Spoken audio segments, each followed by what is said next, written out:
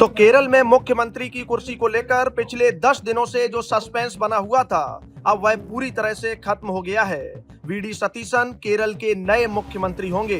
कांग्रेस आलाकमान ने बहुत माथापच्ची करने और सभी विधायकों की राय जानने के बाद आखिरकार सतीसन के नाम पर मुहर लगा दी है। चुनाव के नतीजे आने के बाद से ही दिल्ली से लेकर केरल तक जो खींचतान चल रही थी वह अब थम गई है। बीडी सतीश एर्नाकुलम की परवूर सीट से आते हैं और इस बार उन्होंने न सिर्फ जीत दर्ज की बल्कि लगातार छठी बार विधायक बनकर अपनी ताकत दिखा दी है। इस रेस में केसी वेणुगोपाल और रमेश चेन्नीथाला जैसे बड़े नेताओं के नाम भी थे, लेकिन बाजी सतीसन मार ले गए। असम में सतीसन के नाम के ऐलान के साथ ही दिग्गज नेता केसी वेणुगोपाल का पत्ता कट गया है, जिन्हें इस पद का सबसे तगड़ा दावेदार माना जा रहा था। पार्टी आलाकमान ने यह फैसला बहुत सोच समझ कर लिया है, क्योंकि सतीसन की जमीनी पकड़ और कार्यकर्ताओं के बीच उनकी लोकप्रियता सबसे ज्यादा दिखी। चुनाव में उन्होंने जिस तरह से वाम मोर्चे के खिलाफ आक्रामक तेवर दिखाए और पार्टी को सत्ता में वापसी दिलाई, उसी का इनाम उन्हें मुख्यमंत्री की कुर्सी के रूप में मिला है। अगर हम बीडी सतीसन के सफर की बात करें तो वो कोई आज के नेता नहीं है, बल्कि उन्होंने छात्र राजनीति से अपनी शुरुआत की थी। 2021 में जब कांग्रेस चुनाव हार गई थी, तब राहुल गांधी ने उन पर भरोसा जताते हुए उन्हें विपक्ष का नेता बनाया था और तब से लेकर आज तक उन्होंने कभी पीछे मुड़कर नहीं देखा। सतीसन पेशे से वकील हैं और केरल हाई कोर्ट में करीब 10 साल तक वकालत कर चुके हैं। उन्होंने अपना पहला चुनाव 1996 में लड़ा था, जिसमें उन्हें हार का सामना करना पड़ा, लेकिन वो डटे रहे और 2001 में पहली बार विधायक बने और तब से लगातार जीतते आ रहे हैं। उनके बारे में एक खास बात यह है कि वो अपनी ही पार्टी के भीतर गलत बातों के खिलाफ आवाज उठाने से भी नहीं डरते। जब राज्य में कांग्रेस की सरकार थी, तब भी उन्होंने कई मुद्दों पर अपनी ही सरकार को घेरा था, जिससे उनकी छवि एक ईमानदार और जुझारू नेता की बन गई।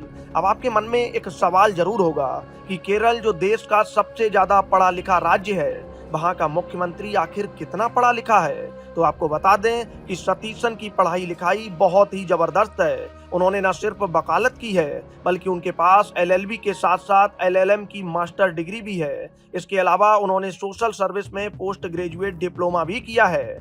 वहीं दूसरी तरफ केसी वेणुगोपाल भी कम पढ़े लिखे नहीं हैं। उनके पास गणित जैसे कठिन विषय में मास्टर डिग्री यानी एमएससी है। लेकिन अगर दोनों की तुलना करें तो सतीसन के पास डिग्रियों की लिस्ट थोड़ी ज्यादा लंबी है और उनकी पढ़ाई का दायरा भी बड़ा है। सतीसन को एक बहुत अच्छा वक्ता माना जाता है, जो विधानसभा में किसी भी मुद्दे को बहुत गहराई और मजबूती से रखते हैं। इस बार के चुनाव में कांग्रेस की जीत में सतीसन की भूमिका को इस बात से समझा जा सकता है कि उन्होंने चुनाव से पहले कसम खाई थी कि अगर कांग्रेस गठबंधन को जीत नहीं मिली तो वो राजनीति छोड़ देंगी।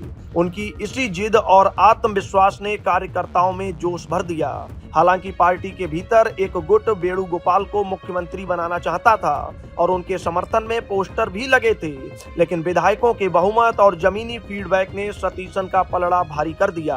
केरल में इस बार यूडीएफ गठबंधन ने 140 में से 102 सीटें जीतकर शानदार वापसी की है, जिसमें अकेले कांग्रेस के 63 विधायक हैं। अब सतीसन के सामने चुनौती है कि वो केरल के विकास को नई ऊंचाइयों पर ले जाएं और लोगों की उम्मीदों पर खरा उतरें। केरल की जनता को अब एक ऐसा मुख्यमंत्री मिला है जो न सिर्फ बहुत पढ़ा लिखा है, बल्कि जिसकी जड़ें भी सीधी जनता और जमीन से जुड़ी हुई हैं। सतीसन की ये जीत बताती है कि कांग्रेस अब नए चेहरों और आक्रामक नेताओं पर दांव लगाने के लिए पूरी तरह से तैयार है। Bureau report, Bharat update desk.